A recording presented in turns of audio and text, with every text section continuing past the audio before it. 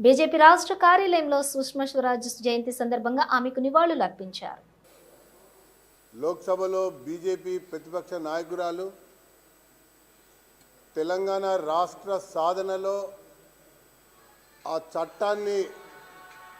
పార్లమెంట్లో కార్యరూప దాల్చడంలో కీలక భూమిక పోషించినటువంటి శ్రీమతి సుష్మా స్వరాజ్ గారి యొక్క జయంతి సందర్భంగా భారతీయ జనతా పార్టీ రాష్ట్ర కార్యాలయంలో ఘన నివాళి అర్పించడం జరిగింది. ఈ యొక్క నివాళులు అర్పించేటువంటి కార్యక్రమంలో బీజేపీ సీనియర్ నాయకులు మాజీ శాసనసభ్యులు ఎండెల్ లక్ష్మీనారాయణ గారు, అలాగే భారతీయ జనతా పార్టీ సంఘటన మహామంత్రి చంద్రశేఖర్ తివారీ గారు, అలాగే రాష్ట్ర కార్యదర్శి శ్రీనివాస్ గౌడ్ గారు, ఇతర గౌరవ పెద్దలందరూ కూడా వారికి ఘన నివాళి అర్పించడం జరిగింది. భారతదేశ రాజకీయాల్లో ఒక మహిళగా, వీర నారిగా, సోషలిస్టుగా రాజకీయ రంగంలో ప్రవేశించి ఎమర్జెన్సీ విధించినటువంటి సందర్భంలో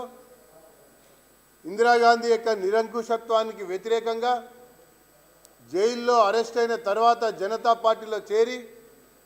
ఆ తర్వాత జనతా పార్టీ నుంచి బయటకు వచ్చినటువంటి సందర్భంలో భారతీయ జనతా పార్టీలో తన యొక్క రాజకీయ అరంగేట్రాన్ని ప్రారంభించినటువంటి వీర నారి శ్రీమతి సుష్మా స్వరాజ్ గారు. ఆమె కేంద్ర మంత్రిగా, ఢిల్లీ ముఖ్యమంత్రిగా, లోక్సభలో ప్రతిపక్ష నాయకురాలుగా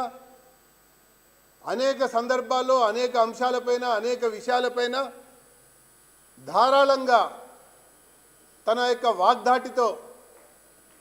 ప్రజా సమస్యల్ని లేవనెత్తడమే కాకుండా పరిపాలనలో తన యొక్క ముద్రని చాటుకున్నటువంటి మహిళ శ్రీమతి సుష్మా స్వరాజ్ గారని చెప్పని ఈ సందర్భంగా తెలియజేస్తా ఉన్నాం.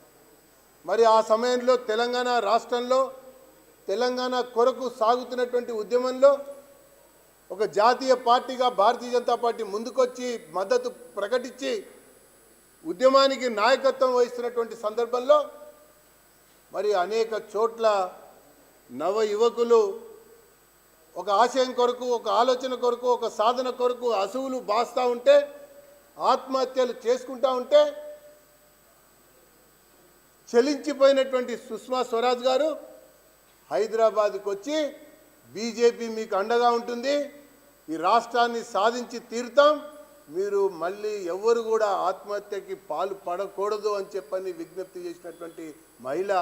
శ్రీమతి సుష్మా స్వరాజ్ గారు అని చెప్పని నేను పేర్కొంటా ఉన్నాను. ఆ తర్వాత కూడా లోక్సభలో అప్పటి అధికార పార్టీ బిల్లు ప్రవేశపెడుతున్నప్పుడు తెలంగాణ రాష్ట్ర బిల్లు రూపకల్పనలో ఆ యొక్క బిల్లు ఆమోదింపజేయడంలో ఆ బిల్లు ద్వారా రాష్ట్ర ప్రయోజనాలను పరిరక్షించేటువంటి అంశంలో